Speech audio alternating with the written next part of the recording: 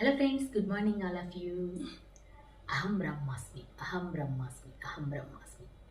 వీలైనంత వరకు ఈ మంత్రం జపం చేస్తూ మనకి దేవుడిచ్చిన ఆహారాన్ని చక్కగా పరిపూర్ణంగా ఆస్వాదిస్తూ తినాలండి. 10 మందికి పెడుతూ, మనకు చేతనైతే వీలైనంత వరకు 10 మందికి పెడుతూ మనకు ఉన్న దాంట్లో హ్యాపీగా భోజనం చేస్తూ ఉండాలి. నేను ఇవాళ సాంబార్ చేశానండి.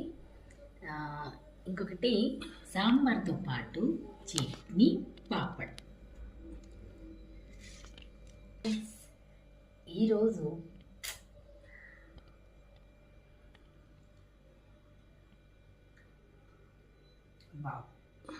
చాలా బాగుంది ఫ్రెండ్స్.